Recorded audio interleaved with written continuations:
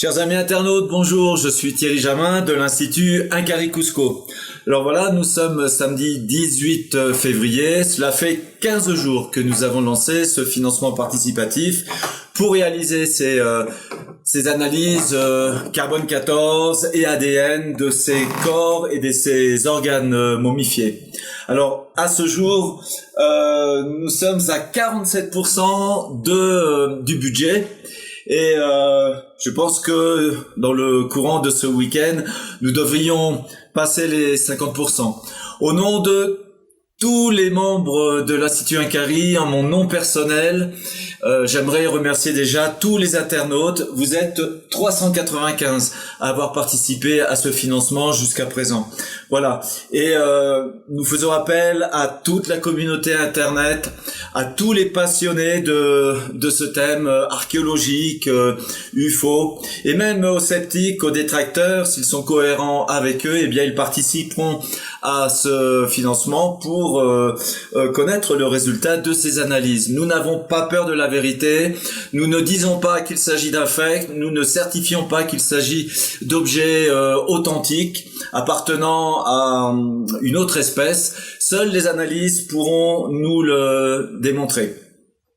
Comme vous, nous sommes pleins de questionnements et donc avec plaisir, je vais répondre à certaines de vos questions, celles que vous nous avez posées durant toute la semaine.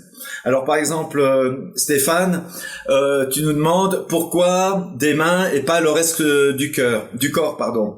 Il n'y avait que des mains dans ces sarcophages. Je ne trouve pas la réponse dans les interviews. Alors pour nous, c'est aussi une énigme. En fait, dans le premier sarcophage, comme je l'ai raconté, il a été trouvé une grande quantité d'objets divers en métal et en pierre, plus d'1 millier, mais également des organes, des cerveaux et des cœurs. Et dans le second sarcophage ont été trouvés une vingtaine de corps complets qui vont de 15-20 cm à près de 1 mètre ou un peu plus d'1 mètre. Et toute une série d'organes, des têtes, des mains et des organes encore non identifiés qui étaient conservés dans du coton.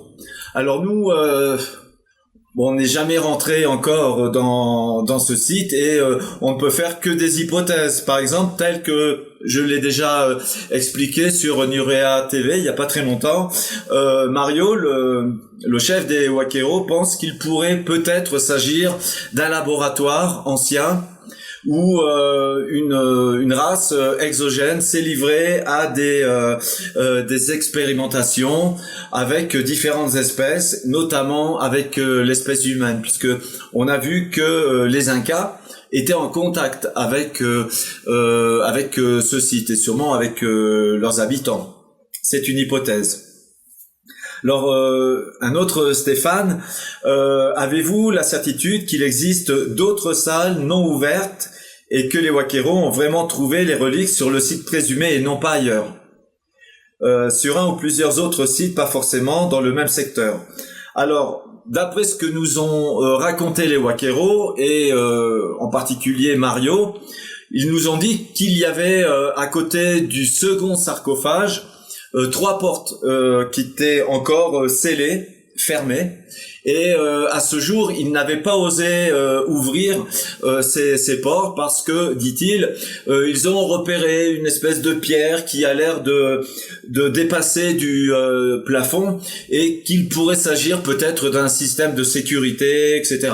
Donc, ils n'ont pas encore exploré tout le site. Loin de là, ils me disent qu'ils n'ont seulement touché qu'à 10% peut-être à peine de ce fameux site.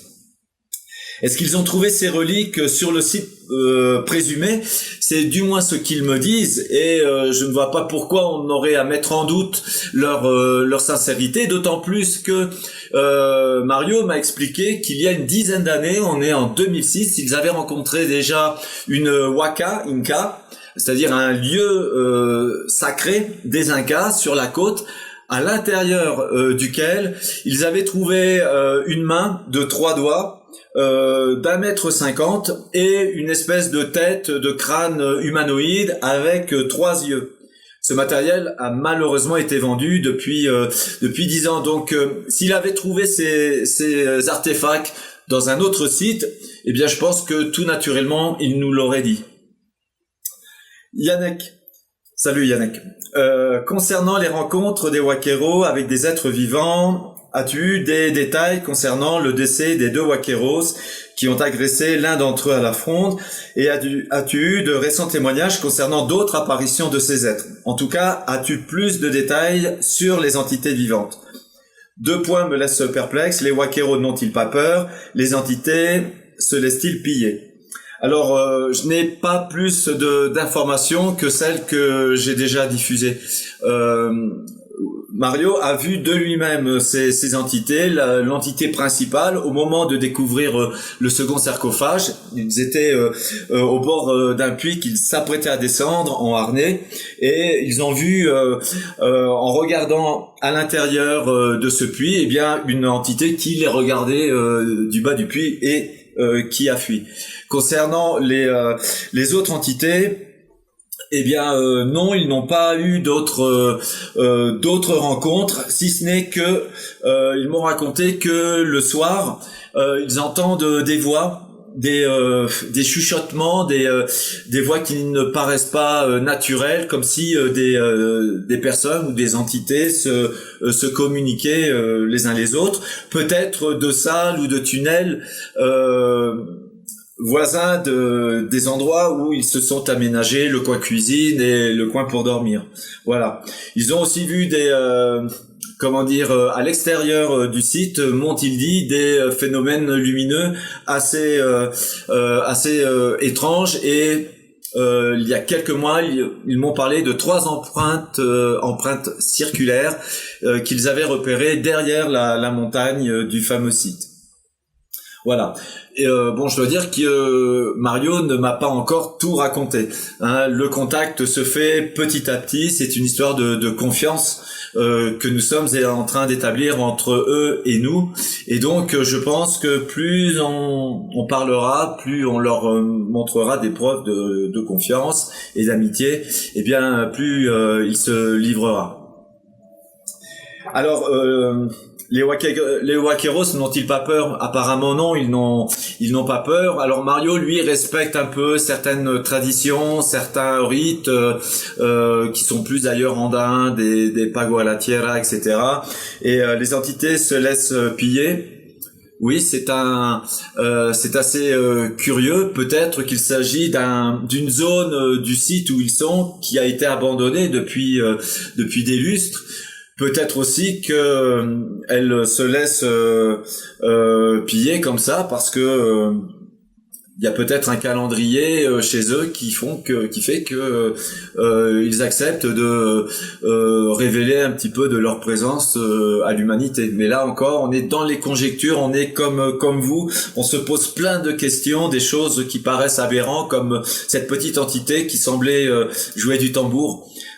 Pour nous, ça n'a pas de sens. Et pourtant, je crois dur comme fer à ce témoignage.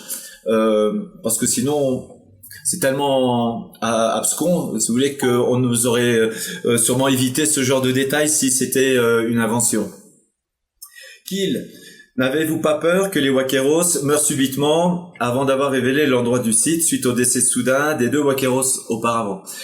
Si, bien sûr qu'on a toujours cette peur, et même on a dit à Mario, j'ai posé moi-même la question à Mario, mais t'as pas peur que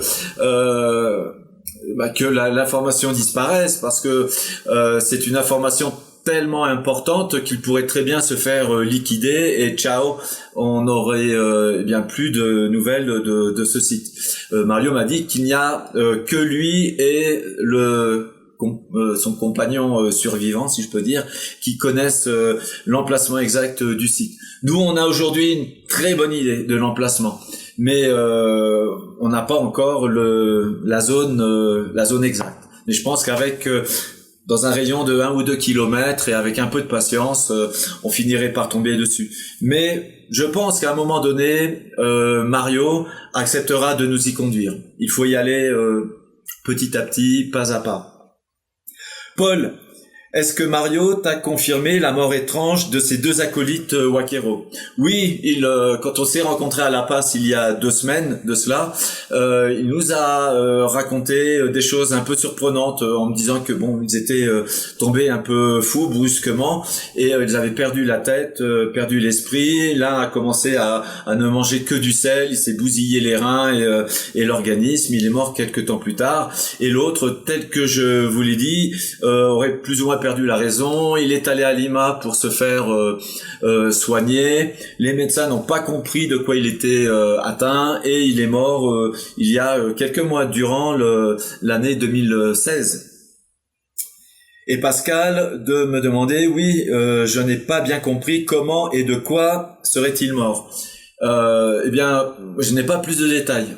Et je pense que c'est l'une des questions que nous poserons prochainement à Mario, puisqu'il doit venir ici à l'Institut Incari. Il a accepté de répondre à une interview. Et donc ce sera la bonne occasion pour nous que de lui demander des informations. J'en profite, si vous avez des informations à lui communiquer, à lui demander, eh bien nous ferons l'intermédiaire et on lui posera vos questions. Jean-Pierre, bonjour Thierry Jamin. Par contre-coup pervers, est-ce que les Wakero bénéficient de vos analyses biologiques positives pour faire monter les enchères? Et tant qu'à faire, ne pourrait-il pas participer au financement des labos ADN? Alors là, mon cher Jean-Pierre, je pense qu'il ne faut pas rêver. Ce qui les intéresse, c'est l'argent, uniquement l'argent. À la limite, les analyses ADN, bon, ils sont intéressés comme ça à titre de curiosité, mais c'est pas ça qui les motive. Eux sont persuadés de ce qu'ils ont découvert, parce que ce n'est pas une fraude, je suis persuadé, je crois en leur récit et eux à la limite ils s'en fichent de ces analyses parce qu'ils savent qu'ils sont tombés sur un site extraordinaire et que la nature des objets qu'ils ont découverts ne sont pas forcément humaines. Donc à la limite ils se passent des analyses ADN parce que les objets parlent d'eux-mêmes. Voilà. Frédéric, bonjour Thierry, vous avez évoqué à plusieurs reprises la présence d'un vaisseau spatial, toujours de façon discrète et évasive. Et je ne cherche donc pas à en savoir plus pour le moment, mais à comprendre le pourquoi d'une telle discrétion sur ce sujet. Alors, c'est un thème extrêmement sensible. En fait, dans cette histoire absolument presque improbable et incroyable. Moi, ça fait 4 mois qu'on est dedans et tous les jours, je me dis, punaise, c'est une histoire incroyable. Eh bien, tout ce qui touche à la technologie, au matériel technologique récupéré, on l'a mis de côté pour éviter d'avoir des enquiquinements, soit avec les autorités péruviennes, soit avec d'autres gouvernements qui pourraient chercher à les récupérer. On a parlé d'un plan, on a parlé de feuilles de métal et on ne parlera pas d'autre chose. Voilà.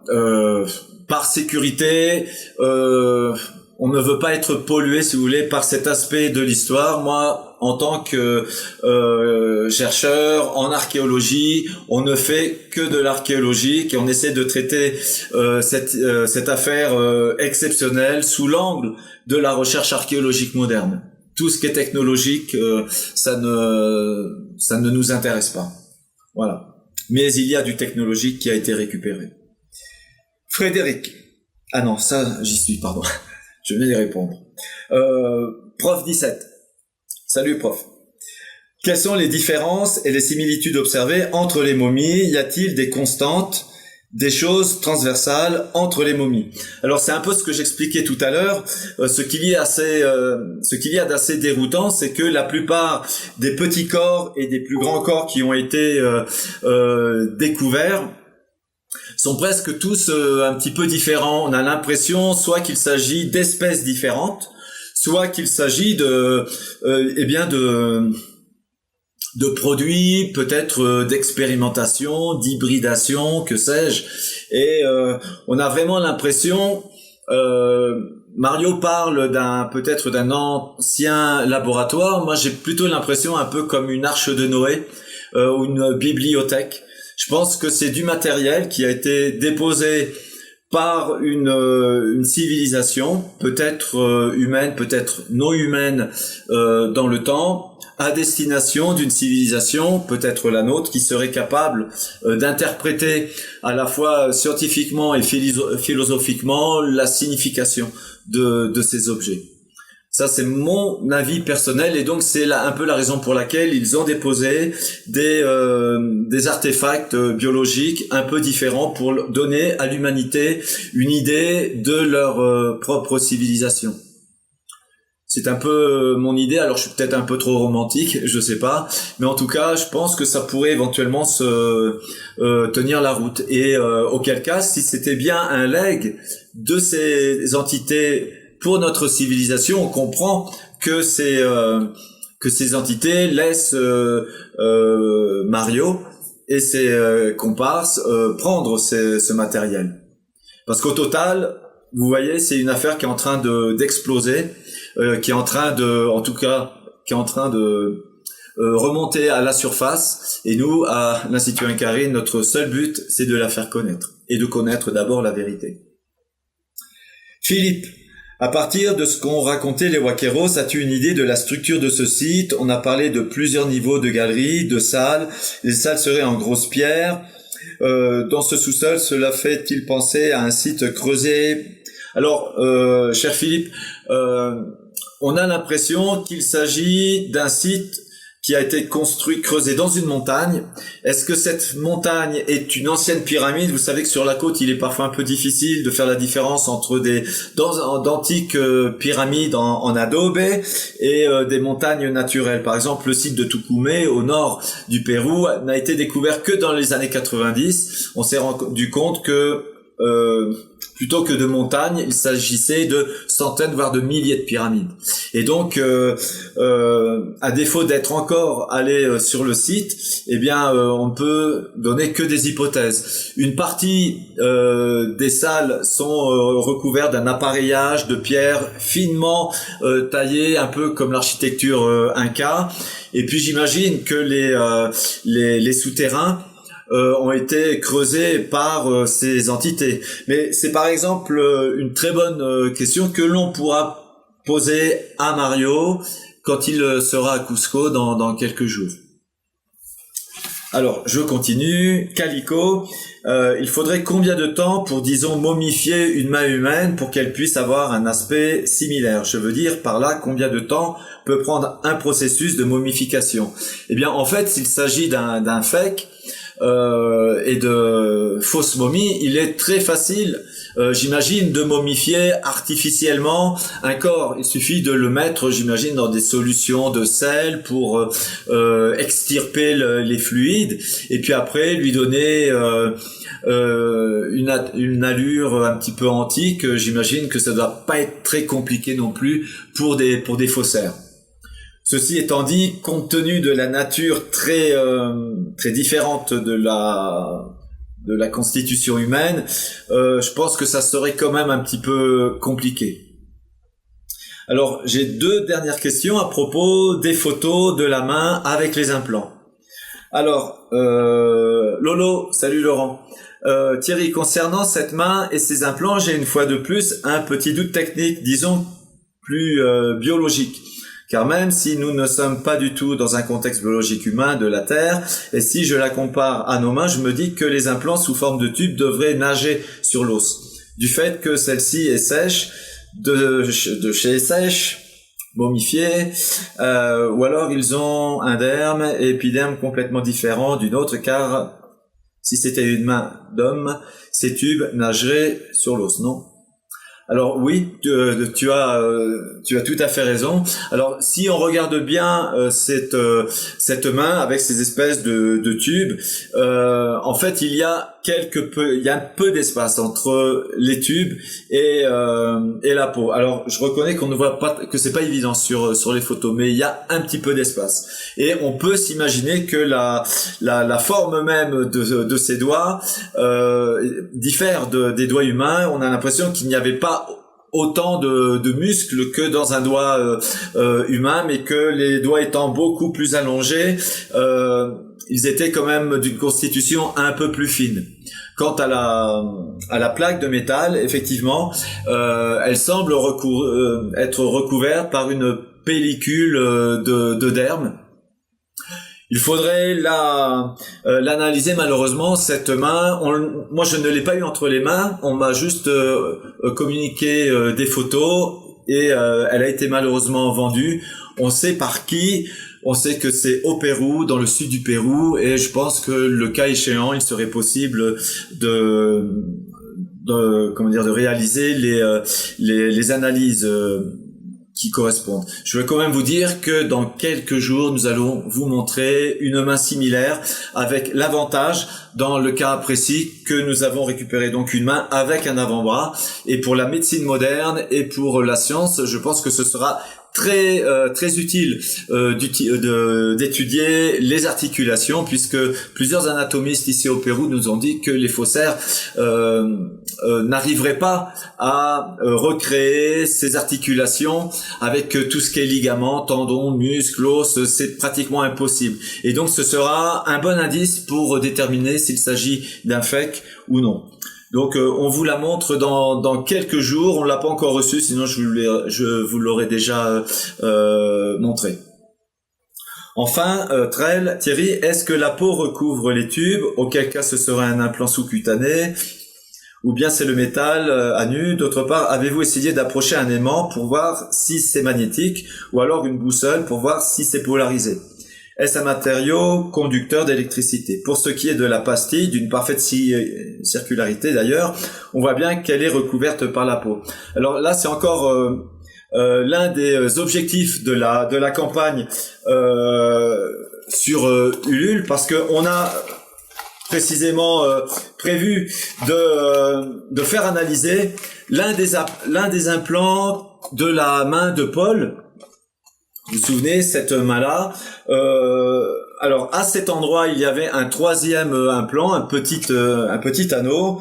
Nous avons réussi à le récupérer. Et donc, dans la série d'analyses que nous lancerons dès le mois de mars, si nous pouvons obtenir ce financement grâce à vous, eh bien, on va lancer les analyses des métaux. Concernant la main de Paul, les métaux sont magnétiques puisqu'ils réagissent aux aimants. Pour autant, on ne détecte aucune trace de corrosion. Et il pourrait s'agir donc d'un alliage biocompatible. Plusieurs médecins m'ont parlé de titanium, mais le titanium est très faiblement magnétique. Donc, dans le cas de la main de Paul, les implants sont peut-être un alliage. Dans le cadre des métaux du petit corps dont on a diffusé les images il y a quelques jours, il semble ne pas réagir aux aimants. Donc, est-ce qu'il s'agirait d'un métal connu ou inconnu? Ça, on le saura, j'espère, dans les semaines qui viennent. Voilà, chers amis. Je voudrais encore vous remercier infiniment pour tous les efforts, pour tous les efforts, oui, que vous faites pour communiquer à votre entourage, à vos amis, à votre famille sur ce projet d'Alien Project. Moi, je crois fermement en cette histoire. Alors bien sûr, est-ce qu'il s'agit d'un fake? Est-ce qu'il s'agit d'objets réellement authentiques et d'origine terrestre ou exogène? J'en ai aucune idée, mais ma conviction, c'est qu'il ne s'agit pas d'une fraude. Et s'il ne s'agit pas d'une fraude moderne, c'est que c'est authentique. Mais encore une fois, il n'y a que les analyses qui pourront nous le dire. Il y a quelques jours, nous avons eu la chance exceptionnelle de recevoir de nouveaux matériels biologiques que l'on va vous présenter dans les jours qui viennent. Je peux vous dire que c'est du lourd, on va vous les montrer et j'ai du mal à imaginer comment on pourra nous expliquer que ces objets sont des fakes ou qu'ils sont d'origine terrestre. Voilà. Donc l'aventure continue, il reste encore 23 jours pour chercher c'est un peu plus de 15 000 euros, je crois, qui manquent au projet.